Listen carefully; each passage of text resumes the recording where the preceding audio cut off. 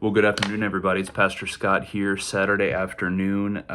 Getting a little later. I pretty much thought that I was going to have to let Saturday go by without sending one of these videos, but thankfully I was able to find a little bit of extra time here. Hopefully this is going to be very short for you. I had a lot of positive comments from church people about how much they appreciated the video last week, helping them to understand the verses that they were reading in their devotionals throughout the week. And I hope that this is a help for you this week. I hope that your week has been well, and that you've been able to get into those readings and have some real substantial devotional times with the Lord this week. I know it's a hard discipline to follow, but let me just jump right in this week as we've thought about discipleship and growing in grace.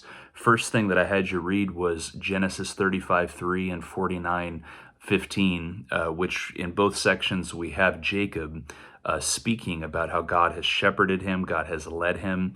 In 35, he's quite a bit younger, but he is still acknowledging that God is leading him and shepherding him. In chapter 49, he's an old man.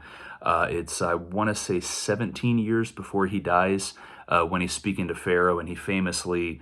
No, I take that back. That's in the previous. It's in the previous chapter. Forgive me. That's in 48. I'm getting it mixed up. In 49, he's talking to Joseph and Joseph's two sons about how God has shepherded him, or in some translations, fed him every day of his life until that time.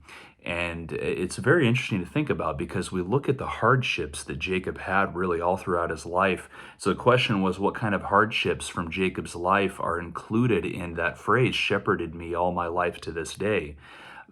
Because it seems like he's saying that those hardships were part of God's shepherding care for me. Those things were purposeful from God as he was working on me and shepherding me and helping me and maybe preparing me for glory, even if he doesn't necessarily put it in those terms. Jacob doesn't. But we know his brother Esau, the hunt, as he was coming after him and wanted to kill him, and that is why Jacob had to leave home.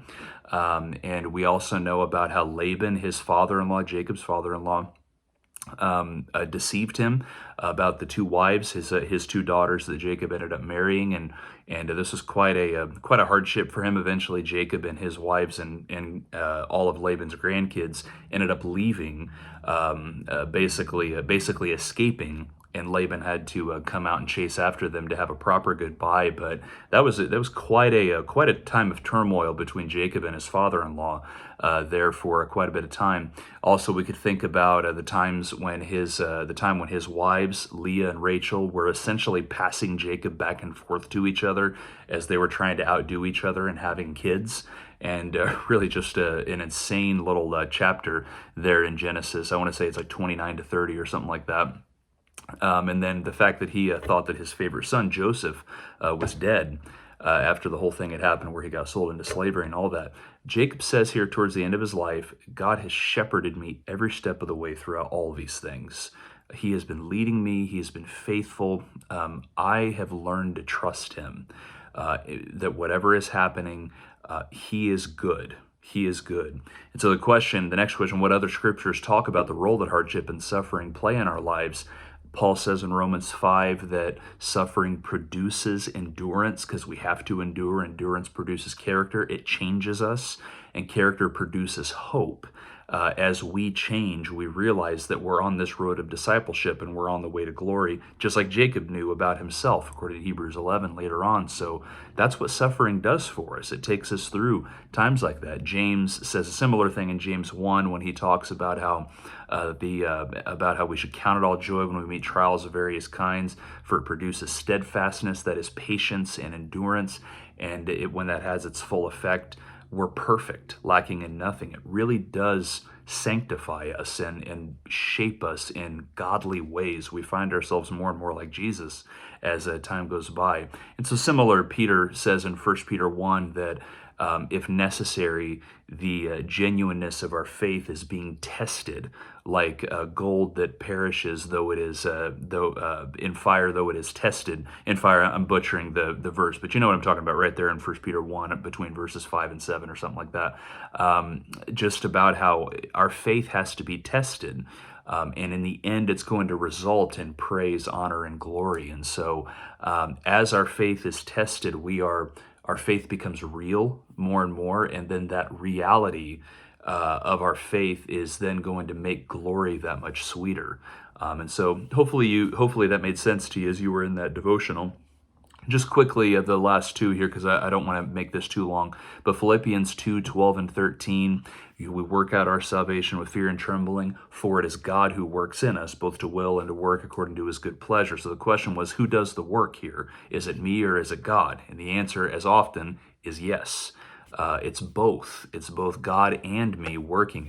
It's his life in me as Christ is the vine and I'm the branch, and I am doing good works that he has prepared beforehand for me to walk in, as Ephesians 2:10 says. But that vine and branch metaphor that Jesus picks up from the Old Testament and explains our discipleship and fruit bearing in terms of in John 15, I think is just so helpful, because with a vine and a branch, the branch has no life unless it's in the vine, so the vine gets glory, but the branch itself has to bear fruit. And insofar as it does that, the branch is praised as being fruit bearing and doing its job. And in a similar way, that's what's happening here. It's him working and it's us working, and it's not one or the other, but it's both. We are participating in God, and God is empowering us to do that which we couldn't do by ourselves. But because we're not by ourselves, but the Holy Spirit lives inside of us, we're able to do these things. So what role does God have in our working? It's him every step of the way. He is constantly empowering it in us. Just like he gives us our being, our life and breath and everything at every moment of every day, so he similarly is empowering me, but it's even further in a redemptive way to carry out the good works that I have to do. And the line between him working and between me working, we can debate about where that line is, but the fact is that it's him and it's me. It's both. And so similarly, the last one there, Matthew 10:26-33, the passage that talks about, has Jesus talking about how we are to not fear those who can kill the body but can't kill the soul, but rather we are to fear him who can kill both the body and the soul in hell. So we fear God. Then just a few verses later, even a sparrow doesn't fall to the ground apart from your Father, and yet fear not, for you are of more value than sparrows. So on one hand, don't fear men, but fear God. And on the other hand, don't fear God because you matter to him, and you are significant to him, and you have purpose and all that. So it's like, how do we put these together? How do we think about the two fears? I'm supposed to fear God, but I'm also supposed to not fear God. It's Jesus's teaching here. I fear God, but I don't fear God. How do we approach this? The fear of God that he's talking about is a fear that keeps me sober in mind, sober-minded about righteousness and sin and the need to diligently live every day following Christ. The sinful flesh that is in me, that part of me that is not renewed and redeemed yet, wars against the work of the Spirit in me, constantly trying to pull me back into the life that I lived before, where it was all for me and myself and not about God at all. And so fearing God, like Jesus talks about there, keeps me sober-minded and keeps me seeking him and truly seeking to be obedient to him. That tempers the flesh from pulling me back. But on the other hand, remembering that he's my Father and that I don't have to fear him because he loves me and he cares about me, that keeps me remembering that this is not a slave-master relationship, although the Bible does use that metaphor sometimes, and it's appropriate. But it's primarily, before anything else, this is a father-son relationship. I'm not working for God. He's not like Pharaoh, and I'm not, commanded to make bricks and have my spirit crushed. He's my Father, and I'm his son. I have a spirit of adoption in me, so that as much as he loves Jesus, he's included me into that, and so I remember that, and that whereas my flesh wants to go away from God, the command to fear him keeps me not going too far with that.